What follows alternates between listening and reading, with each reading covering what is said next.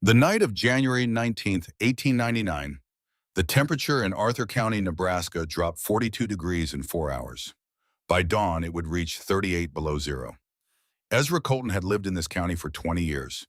He had buried 4 families in that time, good families, hard-working families, people who thought they knew this land and learned too late that the land did not care what they thought. He had watched a man freeze to death 40 yards from his own barn because the snow came down so hard the man could not find his way back. He had watched a woman lose 3 children to a winter that arrived 2 weeks early and found them in a frame shanty with gaps in the walls wide enough to push your fist through. He had watched the land take things the way it always took things, without malice, without hesitation, without any awareness that what it was taking had value to someone. He was certain Marta Schreiber would be the 5th family. He had told her so, plainly, without cruelty, the way a man tells another man that his horse is lame and needs to be put down. He had looked at what she was building and shaken his head and said the words she needed to hear, even if she refused to hear them. He had done his part. What happened after that was between her and the Nebraska winter, and the Nebraska winter did not negotiate. That was 8 months before the storm. 8 months before the worst night in the history of the Nebraska sand hills. Marta Schreiber had never built anything larger than a chicken coop. She was 52 years old the spring her husband died. Not old exactly, but not young in the way the body needs to be young for the work that was coming. Her hands had the look of a woman who had spent 3 decades keeping a household alive. Rough at the knuckles, strong through the palm, the kind of hands that knew how to wring out a wet sheet in February wind without flinching, how to knead bread dough at 5 in the morning when the kitchen was cold enough to see your breath, how to hold a child through a fever night and still be standing when dawn came. Her back had begun to speak to her in recent years, not loudly, just a low, persistent reminder at the end of long days that she was no longer 25, no longer 30, no longer the woman who had crossed the Atlantic with a trunk, 2 children, and no fear worth mentioning. She had crossed that ocean with her family when she was 28. Her parents, her grandmother, 2 younger brothers who were young enough that the crossing seemed to them like an adventure rather than an uprooting. They had come because that was what people did then, what the land and the century and the promise of something better seemed to demand of anyone willing to reach for it. They had made their way west because the west was where the land was, and land was what mattered, and in the places they had come from, land was what no one like them would ever own. Aldrich Schreiber was 54 when the draft horse kicked him. It was April 1898. The ground had just thawed enough for plowing. He had been working the east field since first light, the horse pulling steady, the turned earth dark and damp and smelling of the season finally arriving after a winter that had seemed, as Nebraska winters always seemed, to have decided to stay permanently. No one saw what spooked the animal. Maybe nothing. Maybe a gust of wind that came from an unexpected direction, a shadow crossing the field at the wrong angle. Some private alarm in the animal's mind that no one who was not a horse would ever understand. The horse kicked backward with both rear legs, the way draft horses kick when something frightens them badly, and Aldrich took the blow square in the chest. He lived 3 hours, long enough to be carried inside, long enough for Marta to sit beside him on the floor with his head in her lap, her hand against his chest where she could feel his heart working, working hard, working irregularly, working the way a thing works when it is trying to keep going, and slowly losing the argument. Long enough for him to open his eyes and look at her and say what a man in that moment says to the woman he has built a life with, the things that matter, the things that should have been said more often on ordinary days, the things that seem so obvious and yet somehow require dying to say out loud. And then he said the practical things, because Aldrich was always practical, even at the end. Sell the claim, he told her. Take the children back east. You have family in Pennsylvania. You have people who will help. She held his hand and said nothing because she knew something he did not. There was no family left in Pennsylvania.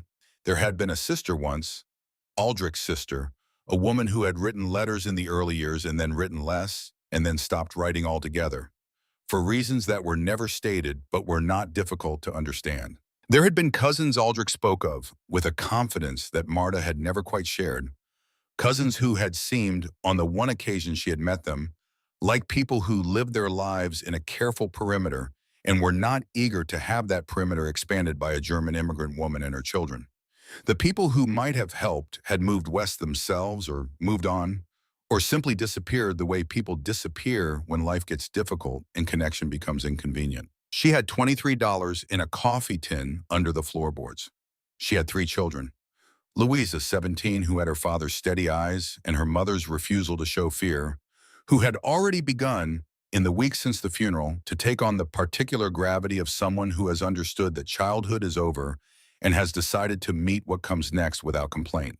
Clem, 14, who asked questions constantly and could make anyone laugh even when there was nothing to laugh about, who had cried for 2 days after his father died and then dried his eyes and asked his mother what needed to be done. And baby Ernst, 13 months old, who did not yet understand what had been lost and would not for years, who pulled himself up against the sides of his wooden crate and reached for things and laughed at the firelight and made the specific demands that babies make, indifferent to everything except the immediate requirements of being alive and small. She had 1 draft horse, the same animal that had killed her husband, now standing in the corral, the only creature on the property strong enough to pull a plow.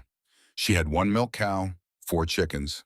She had 160 acres of Nebraska Sandhills prairie, with 4 years remaining on the homestead claim before the land would legally be hers under the terms of the Homestead Act. And she had a claim shanty, 8 feet by 10 feet, single-wall pine boards hauled 60 miles from North Platte at a cost Aldrich had calculated down to the last nail, every board accounted for, every penny justified, with gaps between the boards wide enough to let daylight through. When the wind blew, and in Arthur County the wind always blew, dust drifted across the floor like indoor snow. In winter, which Marta had now survived twice in this structure, the interior temperature dropped at night to whatever the outside temperature was willing to allow, minus only the thin resistance of pine boards that flexed when you pushed them. Aldrich had built it to survive 2 summers, long enough to prove up the claim, long enough to save for a proper house. He was gone. The proper house was a dream with no money behind it. And winter, the kind of winter that Arthur County was capable of producing, the kind that erased families and livestock and hope with equal indifference, was 7 months away. Ezra Colton came 12 days after the funeral. He removed his hat at the door, which was more courtesy than some men offered a widow. He was 68 years old, broad through the shoulders even now, with a face that had been weathered by 20 Nebraska winters into something that resembled landscape more than flesh. The deep lines, the permanent squint, the skin the color and texture of old leather left too long in the sun. He had come to this country before the county had its name, before the roads were roads rather than tracks, before there was a town at Arthur worth calling a town. He had watched the land take things from people for 2 decades. He had learned to respect it the way you respect something that will kill you if you stop paying attention. And he had come to believe, with the confidence of a man who has been right more often than wrong, that he understood the rules of this particular game. He sat at the table Marta offered him and put his hat on his knee and spoke plainly. $220, he said. For the claim, the horse, the cow, the chickens, and whatever's in the barn. That's fair. More than fair. Enough for train fare back to Pennsylvania and a fresh start somewhere that makes sense for a woman in your position. Marta poured coffee. She listened to the offer the way she listened to everything, fully, without interruption, turning it over in her mind the way you turn over a stone to see what's underneath, looking at it from every angle before deciding what it was. Then she told him she would think about it. Colton set his hat back on his head and stood. He walked outside without asking permission. Not from rudeness, but from the particular confidence of a man who has never had to ask permission for anything and has stopped noticing that other people sometimes need to be asked. He put his hand flat against the wall of the claim shanty. He pressed. The boards flexed inward under his palm, bowing slightly, the gaps between them widening fractionally. He watched them flex.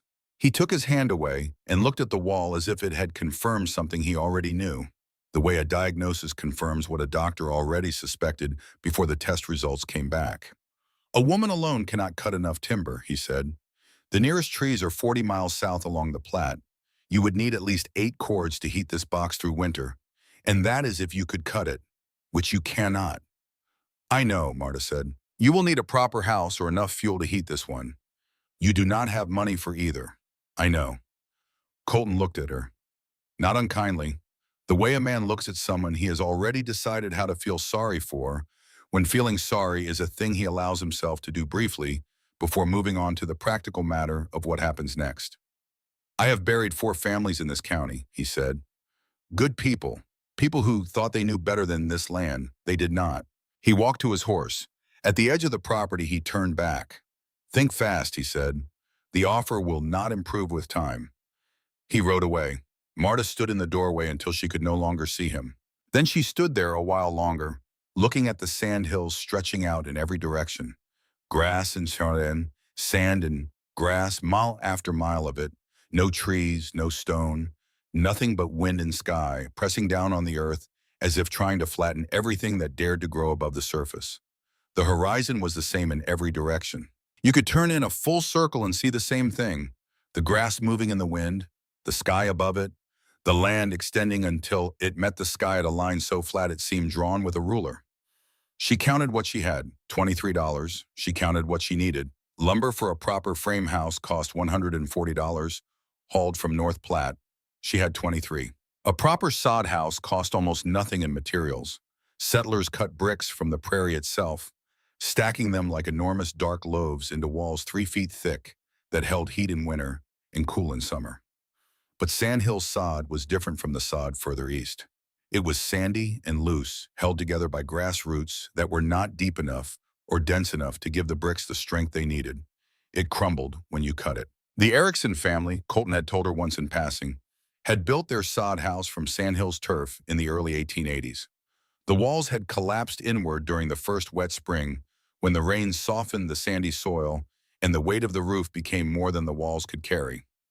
A dugout, half underground, half sod, cost almost nothing to build. But dugouts flooded in spring when the snowmelt came and had nowhere to go. They bred mold in those walls, black and persistent, the kind of mold that settled in children's lungs and stayed there. Children died of lung sickness in dugouts every year, in every county that had dugouts. And beyond the practical objections, there was something else. Something she could not have articulated precisely, but felt with complete certainty when she imagined her children living underground, in the dark, in the mud.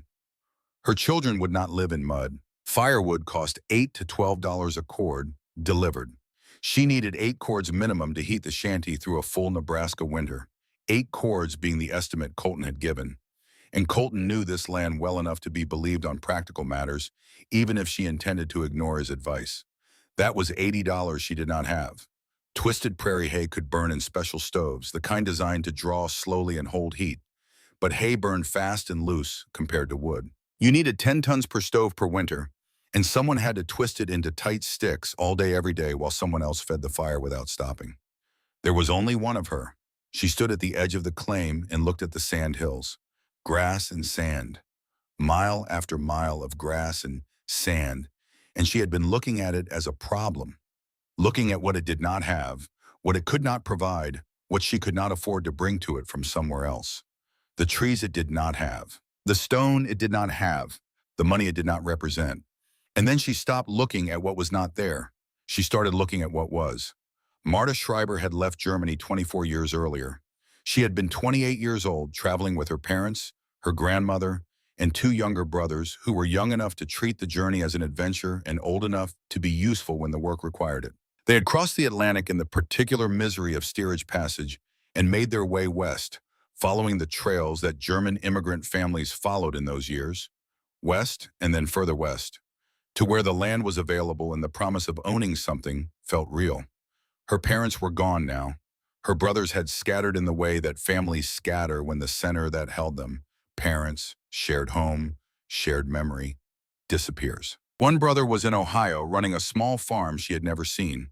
The other she had not heard from in 6 years and had no reliable way to find. The Atlantic crossing had taken her away from everyone she had left behind in Germany, and the years since had taken her away from everyone she had traveled with. But she remembered her grandmother's house. It was the last house she had lived in before the crossing, a house in a German settlement along the Volga River. In Russia, a community of people who had been ethnically German for 5 generations, but had lived long enough in Russia to learn certain things from the land and the climate and the people around them. Her grandmother's family had been in that settlement for over 100 years. And in that time, they had learned how to build for winters that made Nebraska look moderate. The walls of her grandmother's house had been 2 feet thick. They were made of something the old people called batsa, mud bricks mixed with chopped straw, dried in the sun until they were hard enough to stack, then mortared together with more mud and plastered on both surfaces with a mixture of clay and straw and lime. In summer, the house stayed cool when everything outside baked under the Russian sun. In winter, the house held warmth with a fire so small it seemed like it should not have been enough. A fire that in the claim shanty would have been laughed at, would have been swallowed by the cold before it could make any difference. Her grandmother had explained it once, while Marta helped her apply a fresh coat of plaster to the exterior wall. Marta had been 8 years old. Her hands were small and the plaster was cold against her fingers, and she did not fully understand what she was being told, the way children do not fully understand most of what adults tell them. But she had listened, and she had remembered. The straw holds still air, her grandmother said. Still air holds heat. That is the secret, not the mud, not the thickness of the wall. The still air trapped inside the straw, held motionless so it cannot carry the cold inward or the heat outward. You seal it in and it stays, and it does the work that wood does and stone does, but cheaper, and from whatever you have at hand. Marta looked at the grass. She thought about straw. She thought about still air. She thought about Gerhard Voss. Gerhard Voss had come to Arthur County 5 years earlier. He was another German-American family following the same general trail that had brought the Schreibers west. The German emigrant route that ran from the eastern ports inland and then kept going, following the land grants and the homestead opportunities that the government was offering to anyone willing to prove they could make something from the prairie. Voss had found good land along a creek on his claim, clay-heavy soil that made proper sod, and he had built a house from it that would stand 20 years without significant repair. He had a wife, 5 children ranging from 16 down to 4, 30 acres under cultivation, and, the thing Marta was thinking about now, a mechanical hay baler he had bought secondhand from a rancher in Ogallala who had upgraded to a newer model.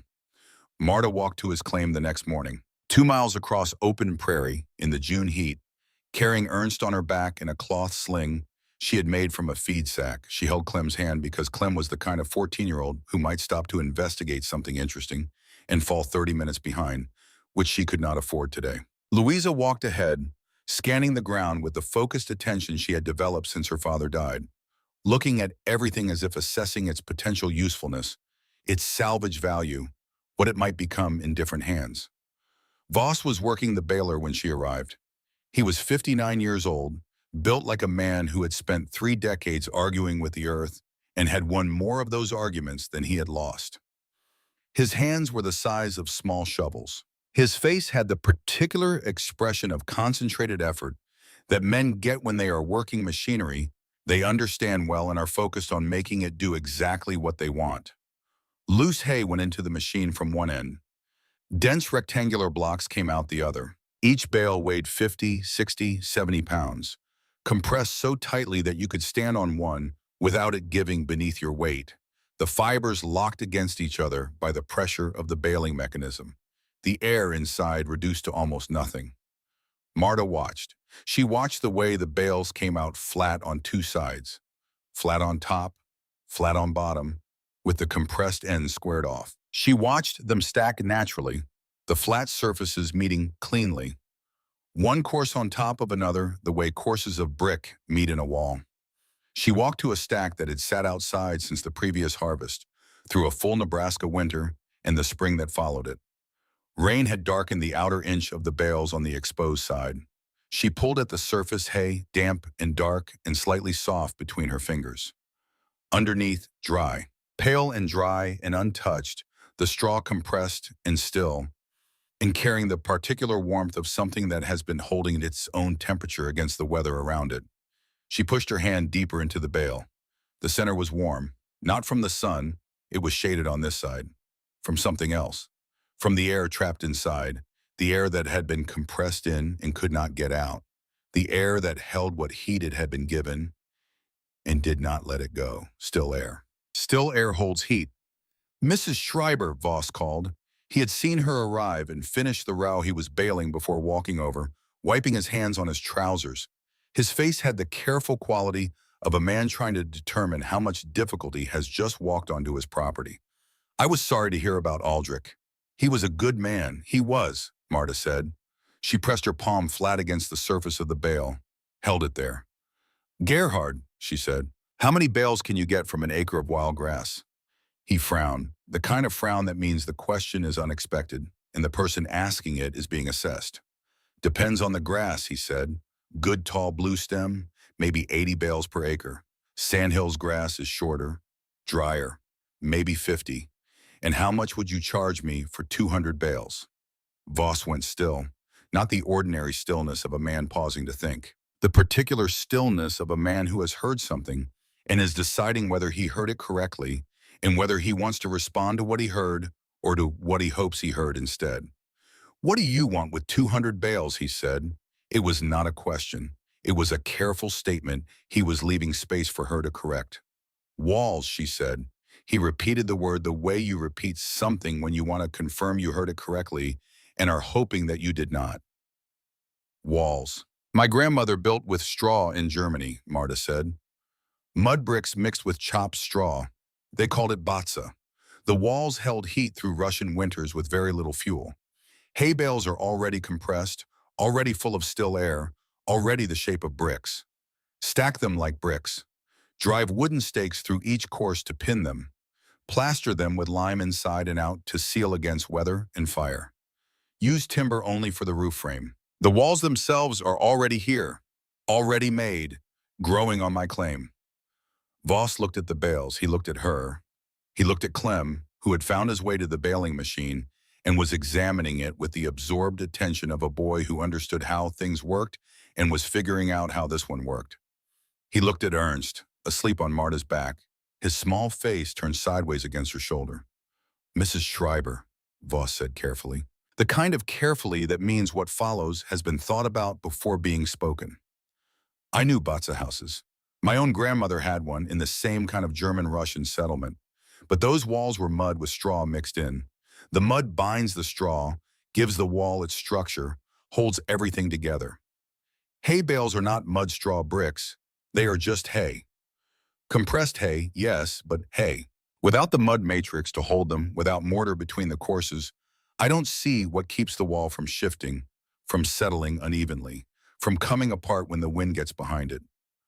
Wooden stakes, Marta said, driven through each course at angles, pinning the bales together the way you pin fabric when you're cutting a pattern. The stakes run through 2 or 3 courses and lock them against each other, and the plaster seals everything. Lime plaster, thick enough to form a continuous shell around the outside. The plaster and the stakes together give you the structure. Voss rubbed his face. He was a fair man, and he was trying to be fair to what she was saying, but she could see the resistance in him. The resistance of a man with 20 years of practical knowledge on these plains. A man who had built things that worked and watched things that didn't work fail.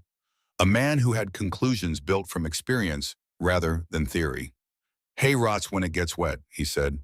Your roof will leak eventually. Every roof does. One leak, one wet winter, and your walls turn to mold from the inside.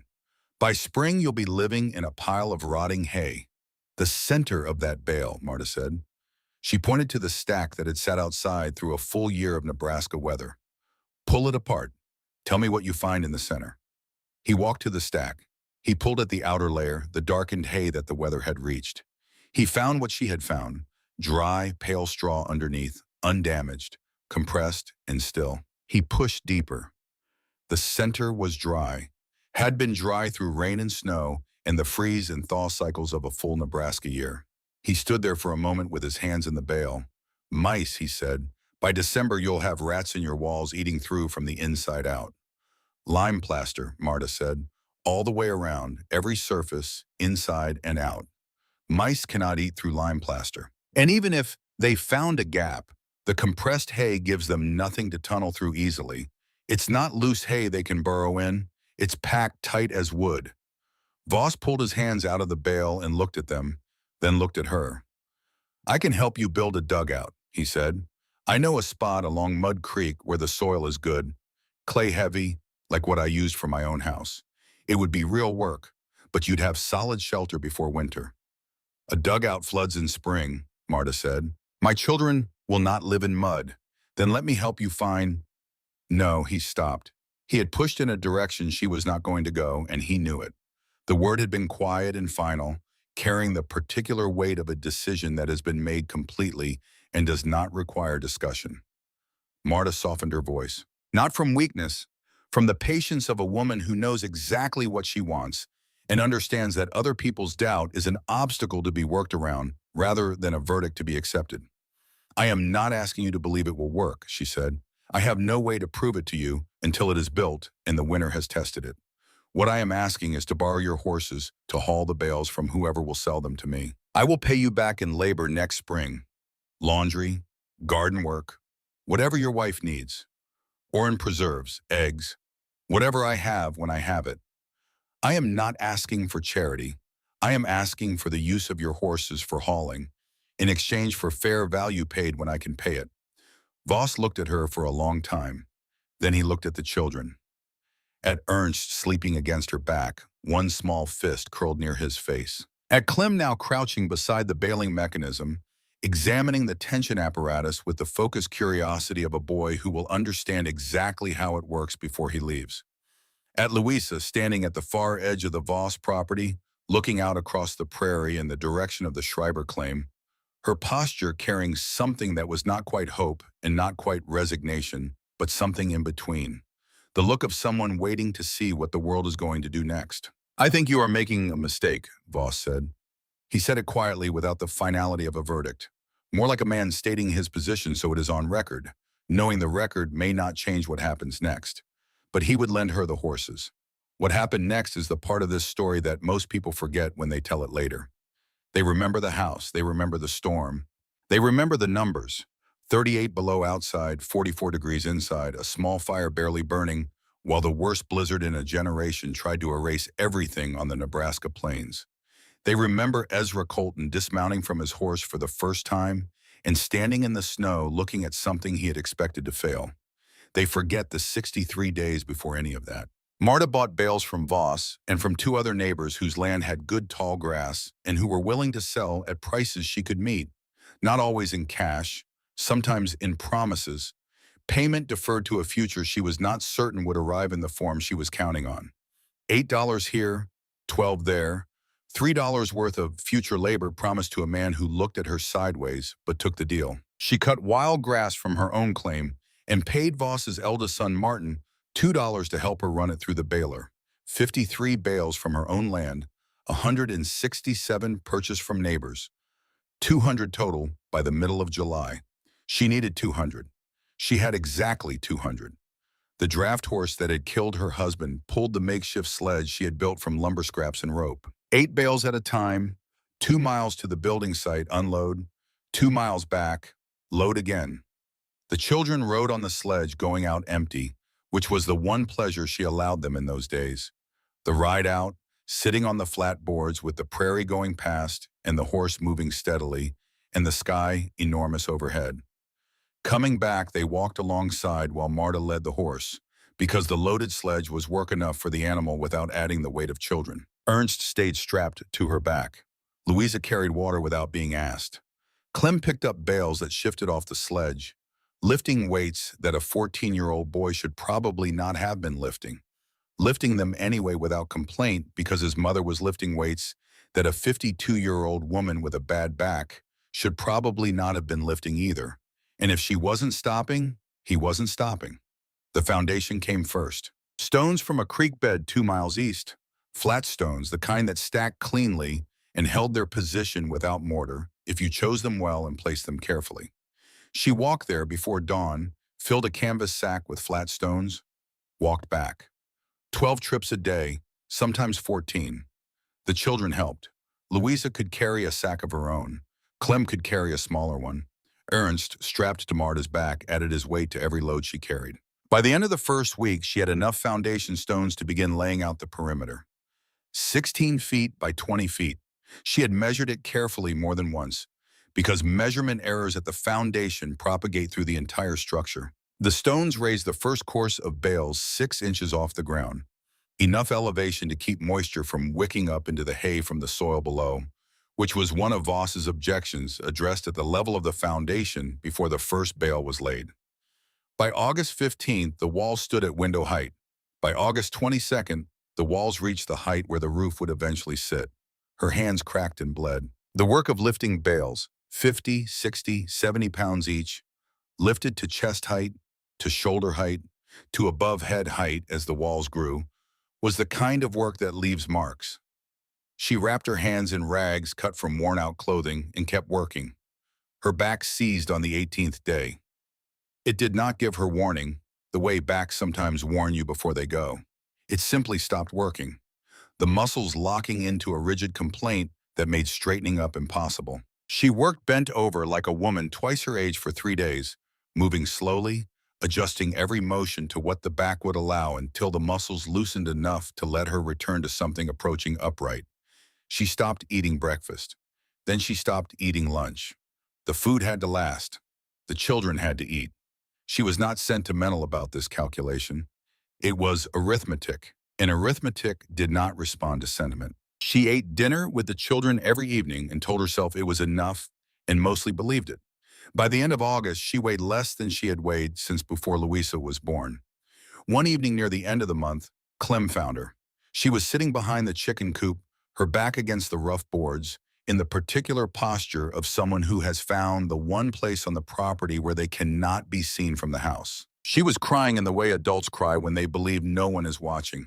Without sound, just the shaking of shoulders and the wetness on a face that has been turned away from the light because some things need to be done in private. Clem sat down beside her without being asked. He was 14 years old and he had his father's stillness when it was needed.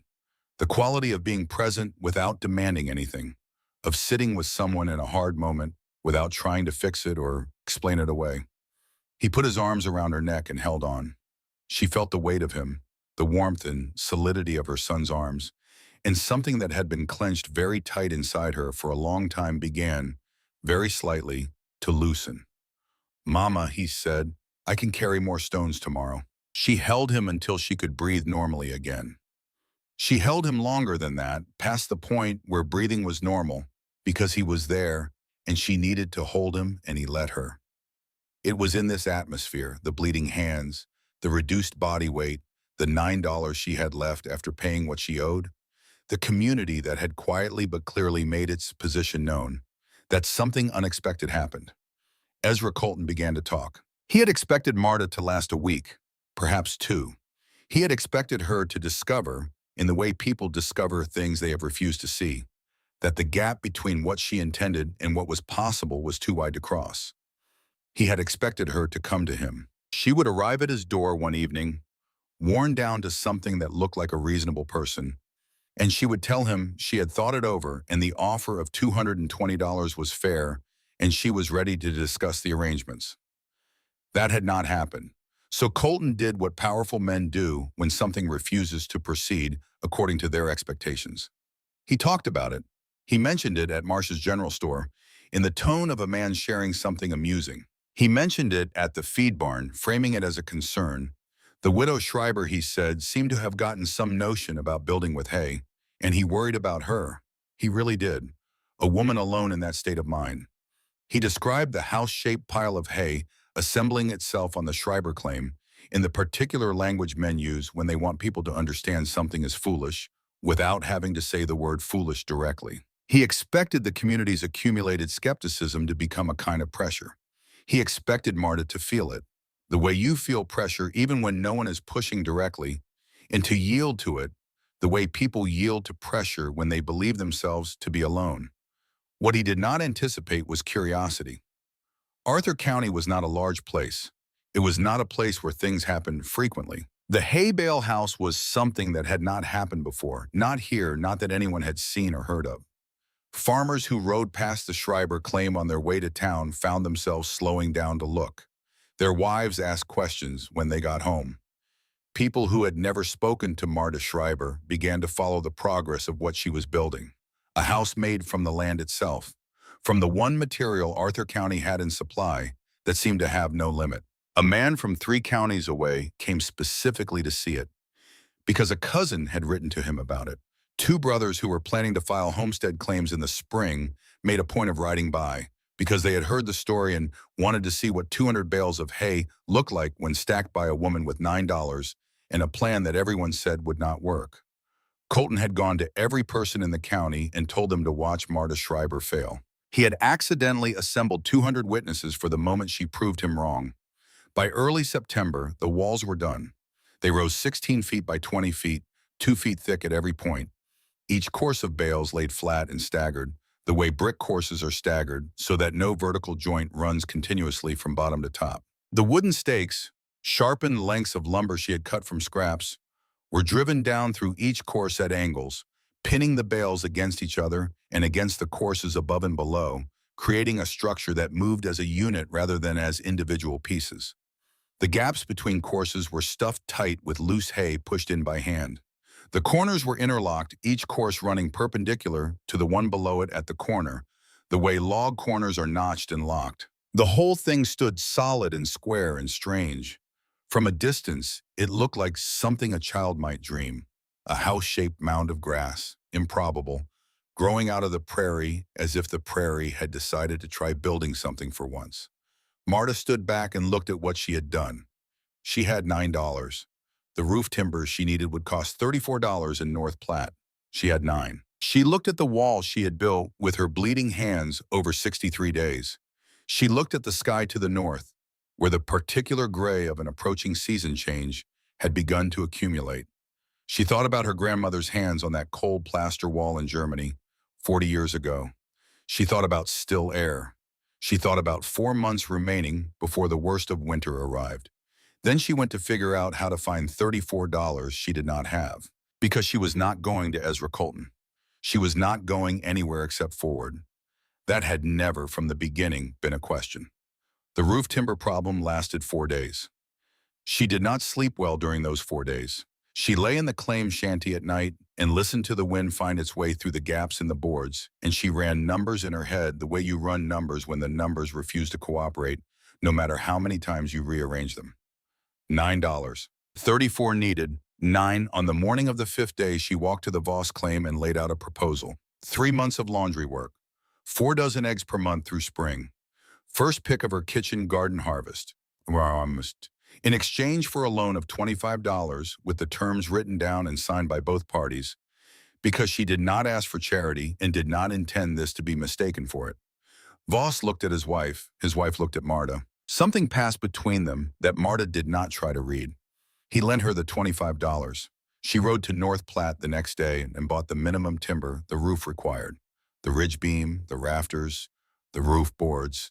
Nothing extra, nothing that wasn't essential. $34 exactly. She spent 2 days hauling it back on the sledge, the horse working harder than she liked to ask of it, the load shifting on the rough trail in ways that required constant attention to prevent disaster. She arrived home on the 2nd day with her hands bleeding through the rags and her back making its familiar complaint and the timber intact. She unloaded it alone in the dark. Then she went inside and made dinner. The roof went up in the last week of September. She hired Martin Voss, Gerhard's eldest son, 16 years old, strong and quiet in the way of young men who have grown up working and have not yet developed opinions about what work they should and should not be asked to do. He helped her set the ridge beam and the rafters, work that required 2 people and a tolerance for being 8 feet off the ground on an unsteady platform in Nebraska wind, which is a specific kind of wind that has decided it does not care about your plans. Roof boards went down. Tar paper went on top. Then sod, good clay-heavy sod cut from a patch along Mud Creek, the same kind of dense soil Voss had used for his own house, piled 18 inches thick across the entire roof for weight and insulation. It leaked in 3 places when it first rained. Marta climbed up and patched the leaks with more tar paper and more soot. It held. October came. The sky changed in the ways Nebraska skies change in October. A deepening of the blue on the clear days, a lowering of the clouds on the gray ones, the light coming from a lower angle each day and going away earlier each evening. The geese moved south in long formations, unhurried and purposeful, following something older than memory. The plaster went on. Lime, charbon, water, chopped straw, mixed in the wooden trough Clem had helped build, mixed to a consistency that would spread smoothly and bond properly, and dry to a surface hard enough to serve as the shell that held everything together. 1 inch thick on the interior walls, covering the rough hay beneath, turning the inside of the structure from something that resembled a compressed haystack into something that resembled, for the first time, a room. Louisa worked beside her. The two of them moved along the interior walls in the afternoon warmth, the only time the temperature was right for the lime to bond properly, after noon when the sun had climbed enough to warm the surface and before 4 o'clock when the cold returned. The scrape of the trowel, the slap of fresh plaster against the wall, the satisfaction, quiet and real, of watching a surface go from rough to smooth under your hands. Clem carried water from the well. Ernst sat in his wooden crate near the door and watched everything with the calm, comprehensive attention he brought to the world, which had not yet presented him with anything he felt required alarm. The first frost came on October 3rd. After that, every day's work had to fit into the narrow window of afternoon warmth. Before noon, too cold for the lime to set. After 4, too cold again. Marta worked in that window every day without exception, including the days her back made it difficult, including the days her hands made it painful, including the days when the wind was wrong and the cold came earlier than the thermometer predicted. October 7th, interior plaster finished. October 8th, exterior plaster started. The exterior took longer than the interior. The surface was larger. The weather was less predictable from the outside. On 3 days, the cold arrived 2 hours earlier than expected, and she lost the afternoon's work. Had to scrape off the plaster that had not bonded and mix a fresh batch the following day. October 10th, October 11th, October 12th. The geese kept moving south. They knew something about January that she was still learning. October 14th. She finished the exterior plaster 2 hours before sunset. She put the trowel down. She stepped back, 16 feet by 20 feet. Walls 2 feet thick, plastered smooth inside and out. The lime pale and even in the October light. One door salvaged from the claim shanty and rehung on new hinges. 2 windows with glass, $4, the single largest discretionary expense she had allowed herself, justified on the grounds that children need light in winter, and that light in a Nebraska winter is not a luxury, but medicine for the mind as much as the body. A stovepipe hole cut through the roof and lined with metal flashing, she had bent herself from a piece of scrap tin. A lean-to shed on the north side, sharing a wall with the house, where the cow and the chickens would shelter through the winter, close enough to the main structure that heat from the house would bleed through the shared wall and keep the animals alive. You could not see the hay beneath the plaster. You could not see the 63 days of hauling and stacking and driving stakes and stuffing gaps. You could not see the weight she had lost, the meals she had skipped, the mornings she had started before dawn, and the evenings she had worked past dark. You could not see the $23 that had somehow covered everything through a combination of borrowing and promising and labor and the specific stubbornness of a woman who had decided what she was going to do and had not deviated from it by a single step. You could only see a house, an ordinary house, standing solid and square on its stone foundation in the October light, looking like something built by people who knew what they were doing, which was, Marta thought, exactly what it was. She stood there for a long time. Then she went inside to make dinner. Snow began falling at sunset on October 15th.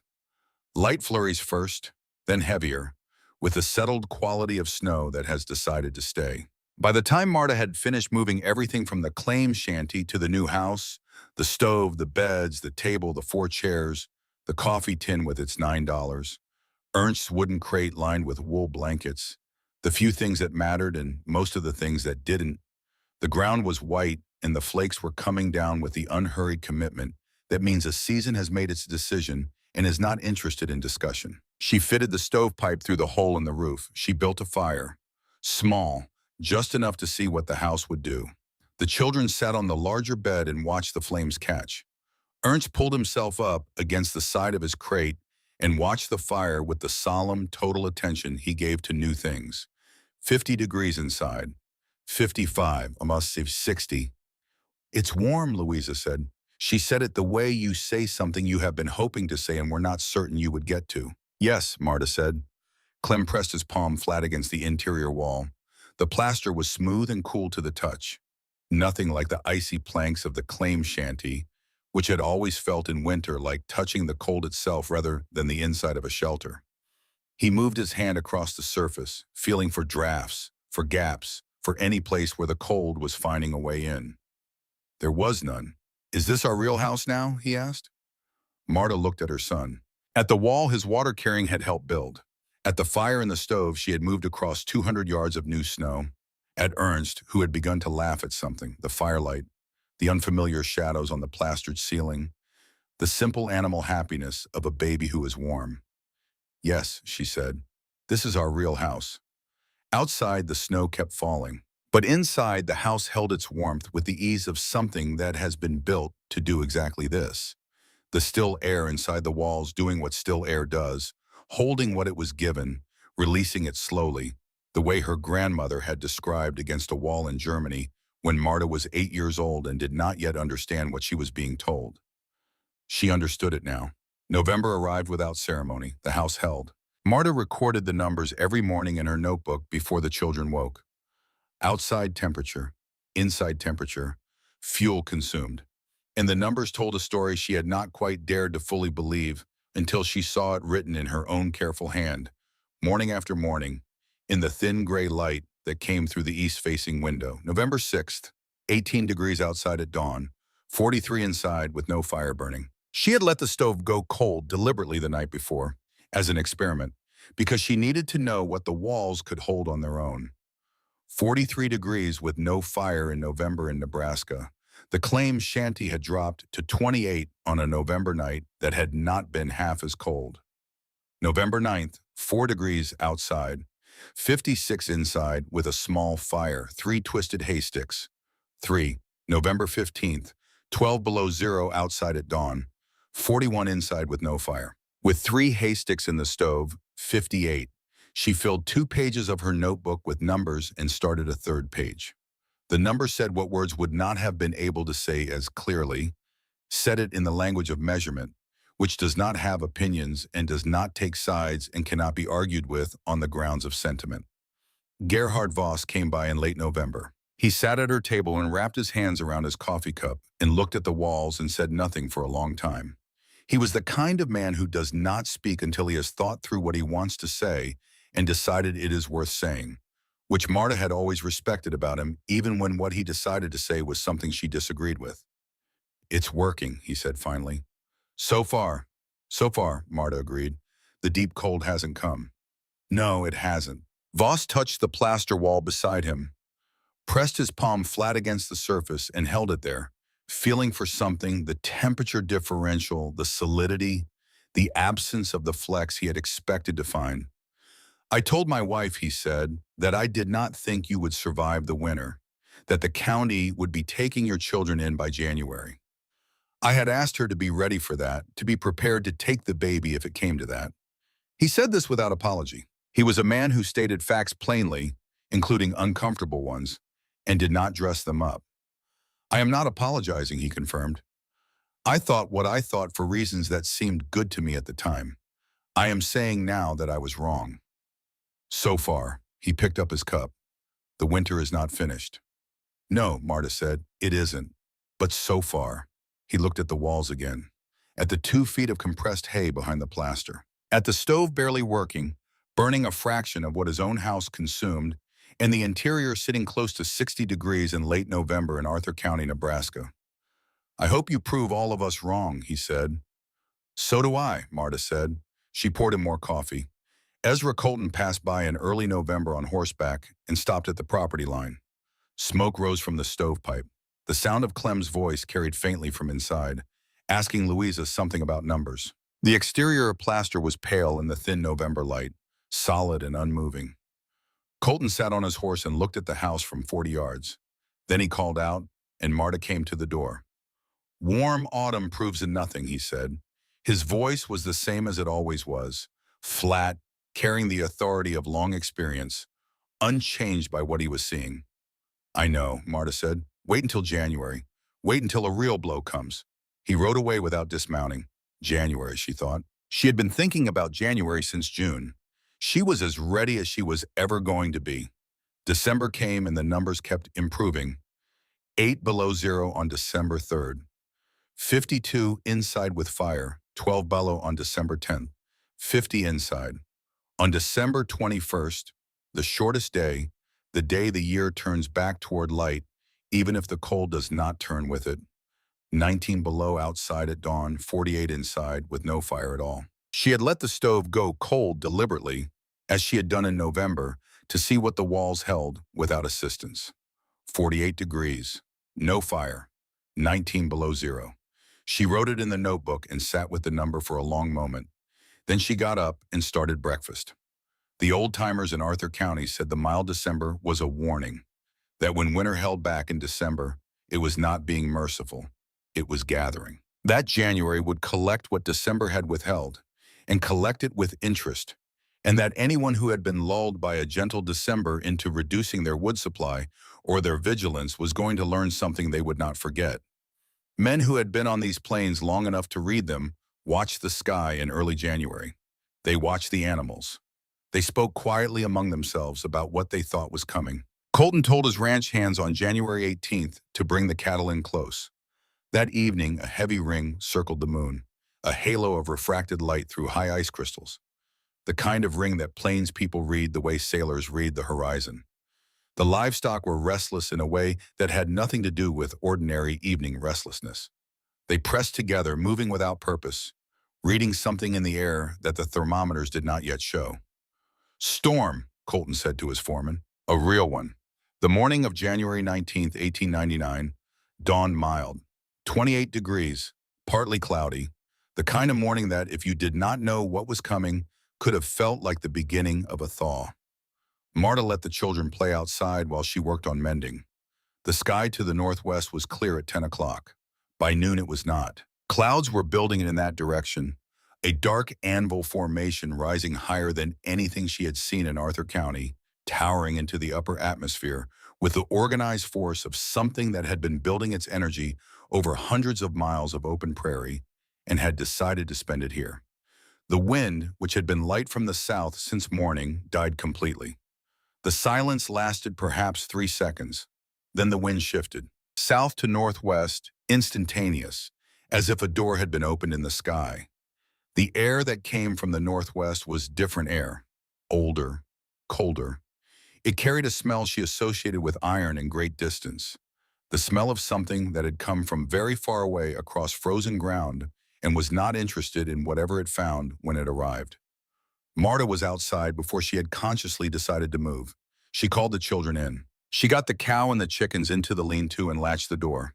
She filled every bucket and pot and jar and bowl she had with water from the well, working quickly, because she had heard Aldrich's stories about the blizzard of 1888, and she knew that the well rope would ice before morning, and the well would be unreachable for however long the storm lasted. By 2 o'clock, 18 degrees. By 4 o'clock, snow falling. By 6 o'clock, she could not see the well from the door, 20 feet away. She held the door open and looked toward where the well was and saw nothing but moving white. She stood in the doorway for a moment and felt something she did not have a precise word for. Not fear exactly. Something older than fear and more complicated. The recognition that a thing you have been preparing for has arrived, and that preparation and arrival are entirely different experiences, and that you will not know until the storm is over whether what you built was going to be enough. She latched the door. She built a small fire. She sat down to wait. The wind hit before midnight. She heard it coming from the northwest before it arrived, a frequency she felt in her chest before she heard it with her ears, low and vast and building, not the ordinary whistle of the gap wind she had lived with in the claim shanty, but something categorically different, something that suggested the air itself had become a physical object moving at the speed of a locomotive across 400 miles of unobstructed prairie. It hit the house. Marta sat by the stove and listened. She waited for what she had been anticipating, with dread since June, the creak of bales shifting under lateral pressure, the groan of stakes pulling against compressed hay, the particular sensation of a building breathing inward under force the way the claim shanty had always breathed in autumn storms, the walls flexing, the gaps widening, the cold finding its way in through 100 small failures. The walls did not move. She waited. Nothing. The sound outside was immense. It was the sound of a continent's winter compressed into a single event.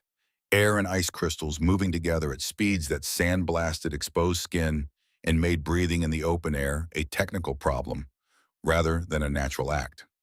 It was the sound of something that did not negotiate and did not moderate and had no interest in what was on the other side of whatever was in its path. The walls did not move. The plaster held. The stakes held. The 2 feet of compressed prairie grass, sealed in lime on every surface, absorbed the force of what was happening outside and returned nothing. No flex, no creak, no whisper of cold air finding a gap that had opened under pressure. The scream of the storm became, inside the walls, a muffled, distant roar, present, audible, but transformed, changed from something immediate into something happening elsewhere, to someone else in a different world from the one inside these walls. Marta checked the thermometer on the kitchen shelf. 47 degrees. She cracked the door 2 inches and squinted through the driving white to read the thermometer outside. 14 below zero and still falling. The children were asleep. Louisa and Clem in the larger bed, quilts to their chins. Ernst in his crate beside the stove, wrapped in wool, his small chest rising and falling with the easy rhythm of a baby who does not know there is anything to be afraid of. She added 3 twisted hay sticks to the fire, sat back down, opened the notebook. Outside, -14. Inside, 47. Fuel consumed since 6 o'clock, 4 hay sticks. Wind, extreme.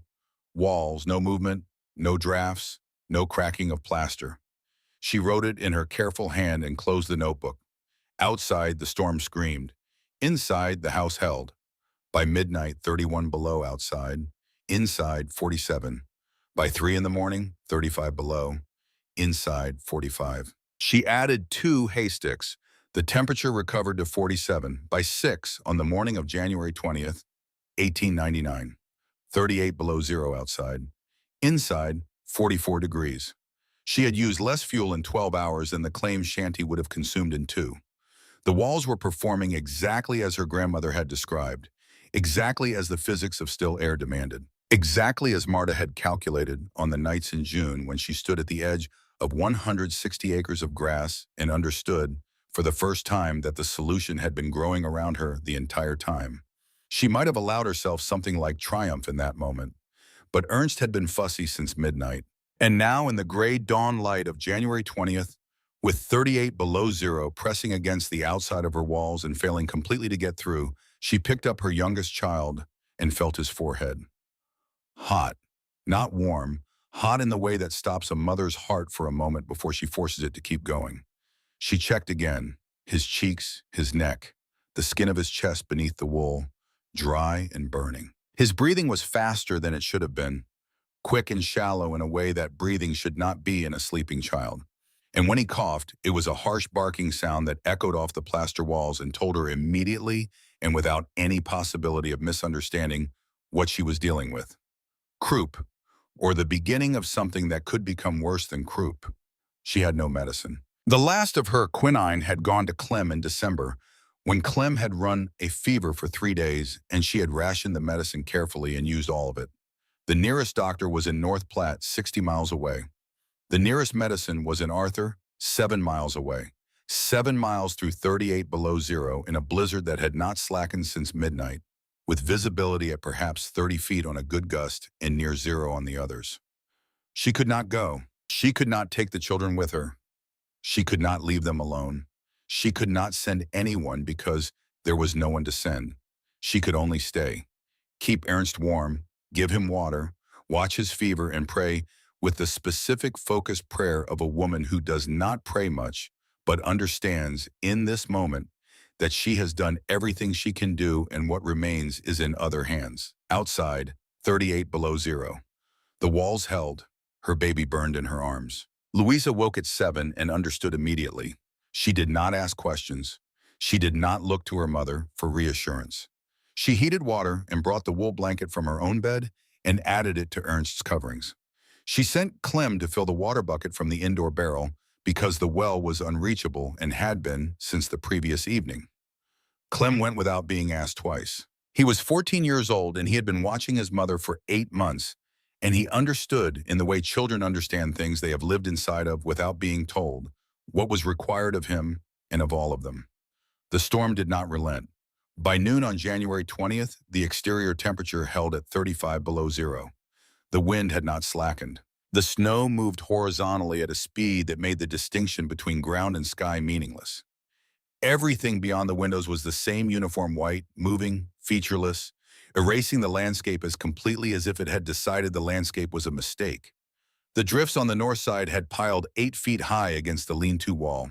Marta dug through one twice with her hands and a wooden board to reach the cow, because the cow needed water. And because the cow's survival was not optional, the milk was Ernst's food, and Ernst was sick, and sick infants need food more than healthy ones do, not less. Ernst's fever climbed through the afternoon.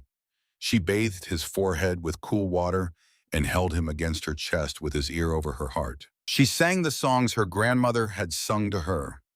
The old German songs, the ones she had not sung in years, that she had to reconstruct from memory line by line, verse by verse. The words returning in the order they had always been in, as if they had been waiting to be needed. His breathing worsened, not in the dramatic, sudden way of a crisis announcing itself. In the quiet, incremental way that is more frightening because it gives you time to understand what is happening, and there is nothing to do with that understanding except hold it and watch and keep counting breaths. Louisa sat in the corner with Clem and read to him from his arithmetic primer, her voice steady and even, her eyes moving to Ernst every few minutes with the controlled worry of someone who is 17 years old and has decided to be the kind of person their mother needs them to be. "Is the baby going to die?" Clem asked. Not from panic, from his need to know the true thing, which had always been how he was about everything. "No," Louisa said. "How do you know?" Louisa looked across the room at her mother, at Ernst, at Marta's face, which had the quality of a decision that has been made completely and is not available for revision. "Because Mama won't let him," Louisa said. Marta heard this. She did not turn around. She could not afford, in that moment, to turn around, to let her children see whatever was on her face, which was not certainty. She did not know if what Louisa had said was true. She was not certain of anything in that hour except the fever under her hand, the walls holding around her, the storm that showed no sign of stopping, and the 7 miles to Arthur that might as well have been 700. She held Ernst and counted his breaths and waited for something to change. 2 miles east, the Porter family was burning their furniture. James Porter had built his claim shanty on the same model as Aldrich Schreiber had built his.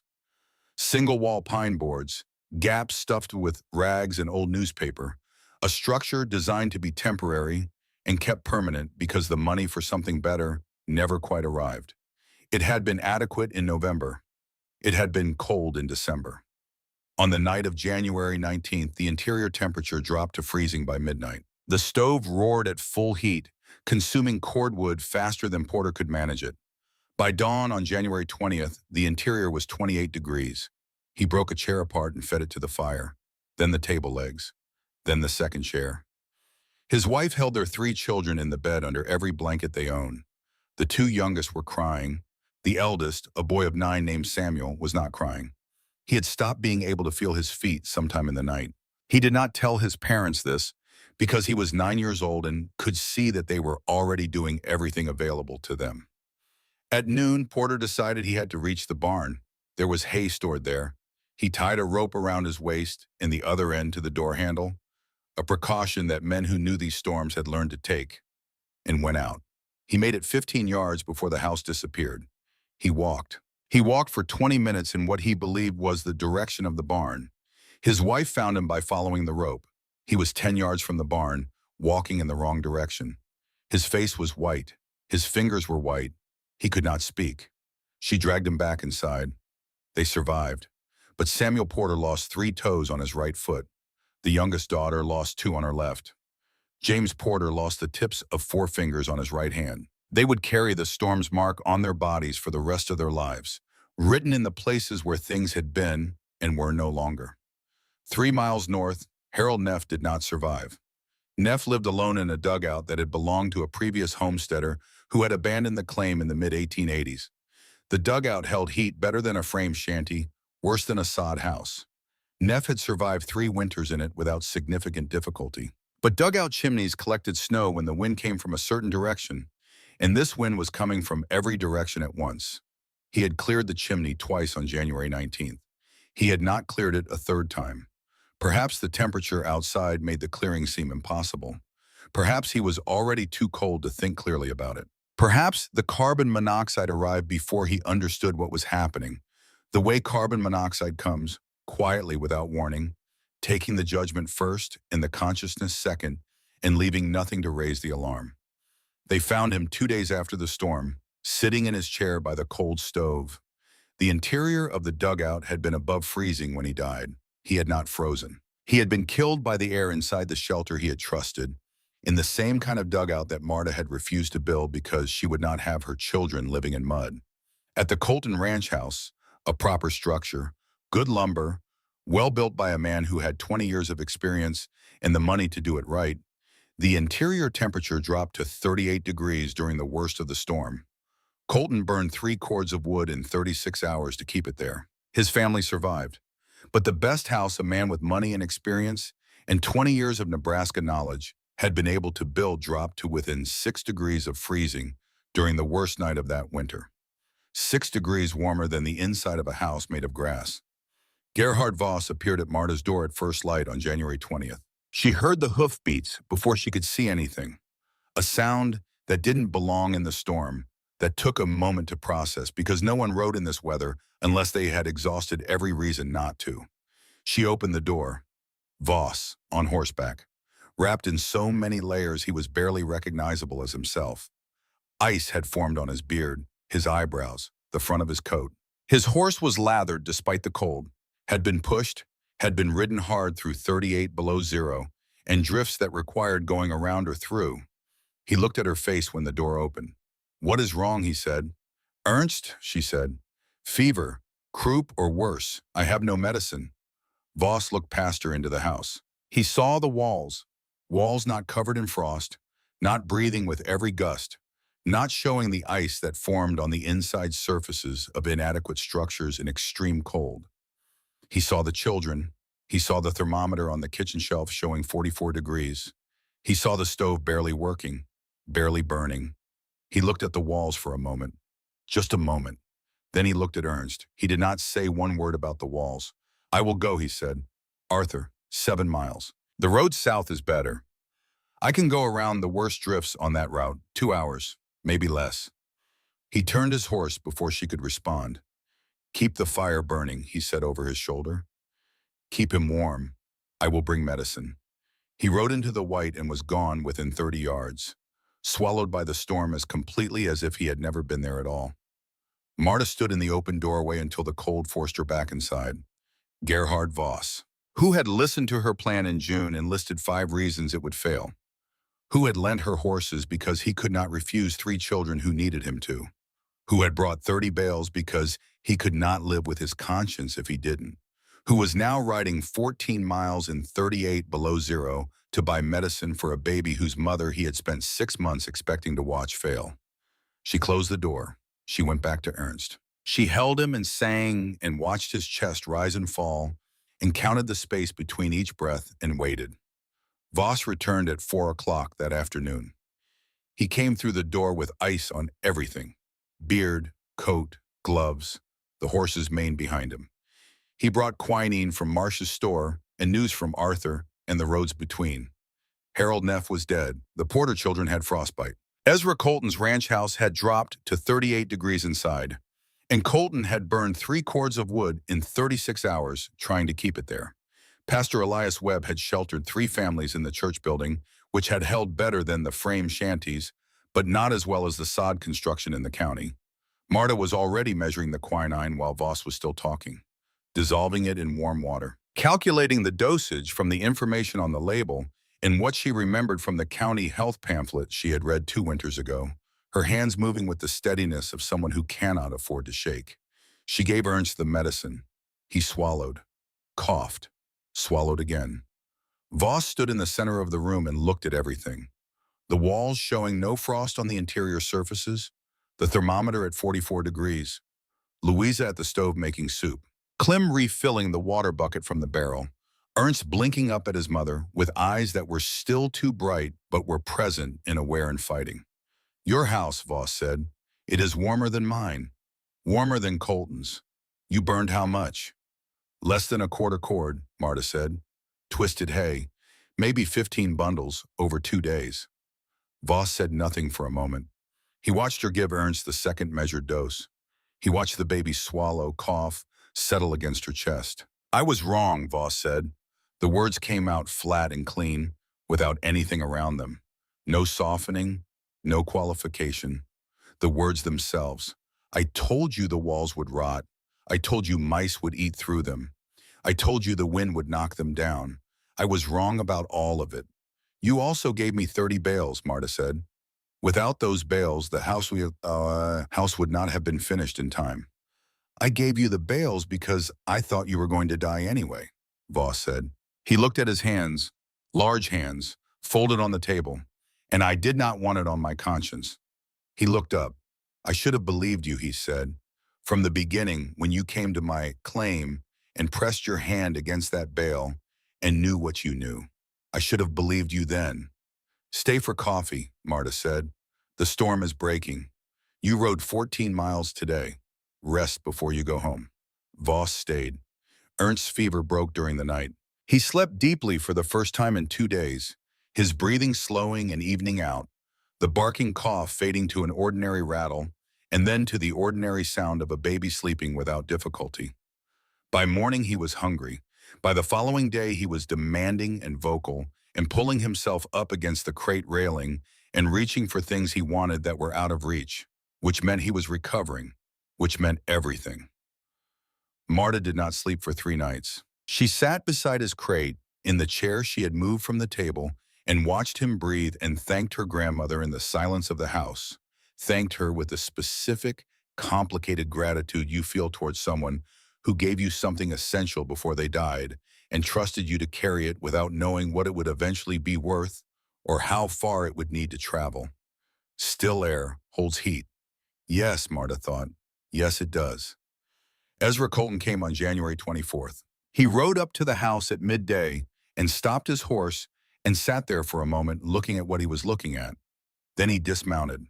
For the first time. In all the months she had known him, all the times he had ridden to her property line and called out from horseback, all the times he had looked at what she was building and shaken his head and said the words he believed she needed to hear. For the first time, Ezra Colton dismounted. He stood in the snow and looked at the house. Just looked at it. The way you look at something that has done something you did not believe it was capable of doing, and you are trying to adjust what you know to include this new information. He did not knock. He simply stood. Marta opened the door. Mr. Colton, Mrs. Schreiber. He cleared his throat. He looked at the ground, then at the house, then at her. I told you those children would freeze or burn, he said. He met her eyes. I was wrong. She waited. My frame house dropped to 38 degrees inside during the worst of the storm, he continued. I burned 3 cords of wood in 2 days and could not get above freezing. Porter's boy lost toes. Neff is dead. He shook his head, slowly, the way a man shakes his head when he is revising a belief he has held for a long time. And here you are, all of you warm, with barely a fire burning. Would you like to come inside? Marta asked. Colton hesitated for a moment, the hesitation of a man crossing a threshold that is more than a doorway. Then he nodded. He stepped into the hay bale house and stood in the center of the room and turned slowly, looking at everything. The pale plastered walls, the small stove barely burning, the thermometer on the shelf at 52 degrees, the notebook on the table filled with 2 months of careful numbers. The children, Louisa at the table, Clem near the stove, Ernst in his crate watching Colton with the calm attention of a baby who has decided there is nothing in this new arrival worth being afraid of. How did you know? Colton asked finally. My grandmother, Marta said. She built with straw in Germany. She explained it to me when I was a child. The straw holds still air. Still air holds heat. That is the secret. Not the thickness of the wall, not the material itself, but the air trapped inside the material, held motionless so it cannot carry heat in either direction. Colton walked to the wall. He pressed his palm flat against the plaster and held it there. the same gesture he had made against the claim shanty boards 18 months ago, when the boards had flexed under his palm and confirmed everything he expected. The same gesture, different wall. The plaster was solid and cool and utterly motionless under his hand. He held it there for a long moment. "I have been in Arthur County for 20 years," he said. "I have learned this land the way you learn a thing, by living with it, and being wrong and correcting yourself, and being wrong again, and eventually arriving at something that works. I thought I knew everything that worked here. I thought anyone who built differently than I built was making a mistake." He took his hand away. "I was the fool," he said, "not you." He asked her questions then, detailed, specific, practical questions about the bale placement and the stake angles and the plaster mix and the foundation height and every decision she had made and why she had made it. He listened to her answers with the complete attention of a man who is not listening out of politeness, but out of intention, who is filing away each piece of information because he plans to use it. At the door, turning to leave, he stopped. "I'm going to tell people what I saw here," he said, "what your house did in that storm and what mine did, what the numbers were. Some people won't believe me, but some will." "Thank you," Marta said. Colton put his hat on. "No," he said. He paused. "Thank you for not dying, for not letting those children die." He paused again, longer. "I would have carried that. If you had, if the children had, I would have carried it the rest of my life." He went out into the January cold and mounted his horse and rode away across the white expanse of the sandhills. And Marta watched him until the horizon swallowed him, and the plains were quiet again except for the wind and the small, steady fire behind her. Miss Dorothy Crane came on a morning in early February. She had walked from town. 3 miles in February in Arthur County, which is not a casual undertaking. She carried a leather satchel and wore the expression of a woman who has made a decision on the walk over and is not going to be talked out of it. She knocked. Marta opened the door. They stood looking at each other. The history between them occupied the doorway like a third person. The months of Miss Crane telling Louisa that there were relatives in Hastings who might take her in, that Louisa did not have to stay, that her mother's choices were her mother's choices and Louisa was not required to share their consequences. The implicit judgment, the weeks of Louisa coming home from school with the particular look of a child who has been told that her family is something to be escaped from. Crane did not apologize. She had decided on the walk that apology was not what this moment required. Apology was about the past and what had been done in it. She had not come about the past. "I am a teacher," Crane said. "What you have done here, the method, the material, the results, needs to be recorded properly. Written down in a form that can be used by other people in other places. If it stays only in your head and your notebook, it goes when you go. If it is written down correctly, it can travel further than you can travel and last longer than either of us." She opened the satchel. Inside, a fresh notebook with pages of Beispielen unlined so that diagrams could be drawn as well as words written. 2 sharpened pencils. A folded sheet of paper on which she had already written, in her school teacher's careful hand, a list of questions organized by category. Materials, dimensions, methods, temperatures, chasm. "I was wrong about what I said to your daughter," she said. "That is the only time I will mention it. What I want to say now is this. Teach me. Everything from the beginning, the way you would teach someone who needs to be able to teach someone else." She looked at Marta steadily. "Teach me," she said. Marta looked at her, at the notebook, at the pencils, at the list of questions that showed in their organization and specificity that the woman asking them had spent time thinking about what she needed to know and how to learn it efficiently. She thought about her grandmother, about a wall in Germany and a small girl's hands in cold plaster and words spoken to a child who did not fully understand what she was being given. She thought about what it meant that those words had traveled 40 years in half a world to arrive here, in this house, in this county, on this morning. She thought about what it would mean if they stopped here, if the knowledge that had traveled this far found no further road to travel. Her grandmother had taught her. Now she would teach Crane. Crane would write it down, would put it into the hands of the families filing homestead claims in the spring, the families who did not yet know that the answer to the land's worst problem was growing in the land itself, would send it to the county extension office, to the agricultural college in Lincoln, to the newspapers that printed practical information for settlers, would carry it further than Marta could carry it, in a form that would last longer than either of them. "Come in," Marta said. She opened the door. Crane stepped online and stopped. She stood just inside the doorway and felt the warmth. 50 degrees, a small fire, 32 degrees outside, and closed her eyes for a moment. Just a moment, feeling it. Then she sat down at the table and opened the notebook and picked up a pencil. "Where do you want to start?" Marta asked. "From the beginning," Crane said. "Tell me about your grandmother." They came one by one after that in the weeks and months that followed. The Nielsen family first. Young, a new baby, living in a frame shanty that had given them 3 days of genuine terror during the storm. Mrs. Nielsen asked to see everything, starting with the foundation, and Marta spent a full day at their claim drawing diagrams in the frozen dirt and explaining each decision in the sequence it needed to be made and the reasons behind each one. Then the Beaumont family from 12 miles west. They had heard about the temperature numbers from Voss and wanted to see the notebook. Marta showed them everything, every morning recorded, every outside temperature and inside temperature and fuel amount. 2 months of data that told the story more clearly than any description could. Then a farmer from Hyannis that Crane had sent. 3 families Marta had never met, sent by Colton.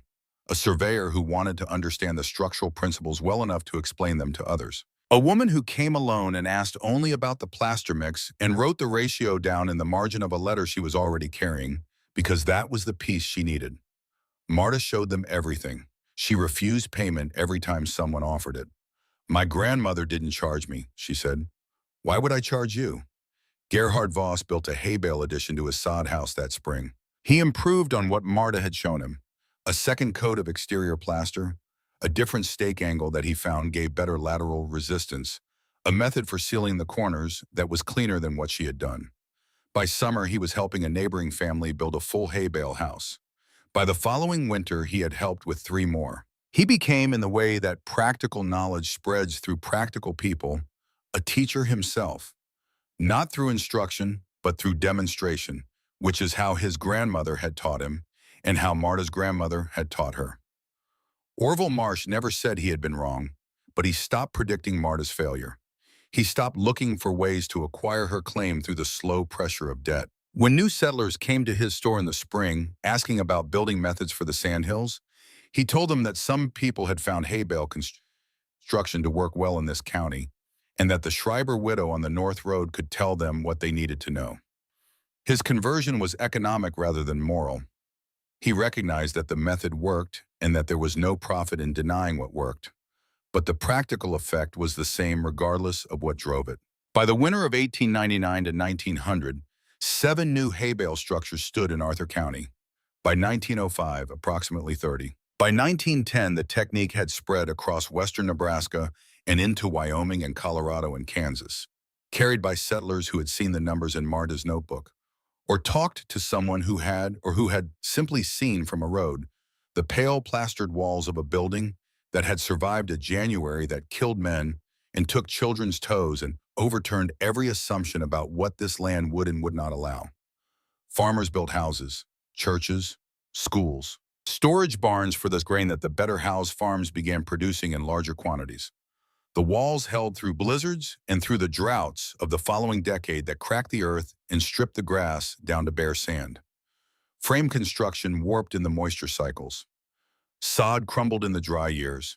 Dugouts flooded in the wet ones and grew mold in all of them. The hay bale walls held. Marta proved up her claim in 1901, 5 years from Aldrich's death, exactly as the Homestead Act required. The 160 acres of Sand Hills Prairie that Ezra Colton had offered her $220 for in the spring of 1898 became, by law and by right, permanently hers. She remarried in 1904. His name was Tobias Renner, a widower from 2 counties over, a quiet man with 2 children of his own, and the particular quality of someone who has lost something fundamental and found that life continues regardless, and has decided to be present for the life that continues rather than absent for the loss. He was not Aldrich. He did not try to be. The blended family lived in the hay bale house until 1912, when they built a larger frame addition on the south side to accommodate what had become a household of 7. The original structure remained standing, used as a storeroom. The walls weathered to gray over the years, the exterior plaster marked by 2 decades of Nebraska weather. The freeze-thaw cycles, the wind-blown grit, the hard rains and the hard winters. But the plaster did not crack through. The bales inside remained dry. The still air inside remained still, doing what still air does, holding what it is given against the world outside that would like to take it back. Marta Schreiber-Renner died in February of 1933. She was 87 years old. She was buried in Arthur County, Nebraska, the land she had refused to leave in the spring of 1898 when a man on a horse had come to her door 12 days after her husband's funeral and told her she would die there. She had lived there instead. For 35 years after the storm, she had lived on the land she had built with her bleeding hands and her grandmother's knowledge and $9 in the specific, undeflectable stubbornness of a woman who had decided what she was going to do and had not been moved from it by doubt or poverty or community judgment or the worst winter in the history of Arthur County. She had taught anyone who asked. She had refused payment every time. The old ways from Germany, she always said, when people asked her where the idea had come from. My grandmother showed me. She did not say it with false modesty. She said it because it was the truth, because the credit belonged where it belonged, because a woman who had been dead for 15 years on the night of January 19th, 1899, had spoken through a wall in Germany to a child who had carried the words across an ocean and a continent in a life that had not gone the way anyone planned, to a moment in Nebraska when the words were the only thing standing between 3 children and the worst night the plains had ever produced. They still come sometimes. People who know the story, who have read it somewhere or heard it from someone who heard it from someone else, following the thread of a thing that happened in Arthur County in the winter of 1898 to 1899 and spread outward from there in ways that no one fully mapped and no one could have predicted. They find the site of the old Schreiber claim. They find what remains of the hay bale house, the walls weathered down to gray, the roof long since collapsed under the weight of time and weather, the windows empty frames, the door gone. A structure in the slow process of returning to the land it was built from, which is what all structures eventually do. They walk around it, they put their hands against the old plaster. And they can feel even now in the crumbling remains of something built by a woman with $9 and bleeding hands and a memory she carried across an ocean. They can feel what she knew. What her grandmother taught her against a wall in Germany before either of them understood that the lesson would need to travel this far, survive this long, matter this much. Still air holds heat. The woman who stuffed her walls with prairie grass had been right all along. In the storm that killed Harold Neff and took Samuel Porter's toes and drove Ezra Colton to burn 3 cords of wood and still nearly freeze his family. In that storm in Arthur County, Nebraska, on the nights of January 19th and 20th of 1899, when the temperature outside fell to 38 below zero and kept falling, the inside of Marta Schreiber's house held 44 degrees, with a fire barely burning. With hay sticks, she had twisted herself from the grass that grew on the land she refused to leave. With walls she had built in 63 days with her own hands, guided by the voice of a woman who had been dead for 15 years and spoke to her anyway. In the only language that matters, the language of what works, the language of what lasts, the language of what a person carries forward from the dead into the living world and plants in ground that everyone else has agreed is impossible, intends and builds on, and leaves behind for the hands that come after. For the children sleeping in warmth they do not know they owe to a woman they will never meet. For the strangers who will come in one day to a crumbling gray wall in Nebraska and press their palms against the old plaster and feel, without knowing why, that they are touching something that matters. Still air holds heat. It always has. It always will.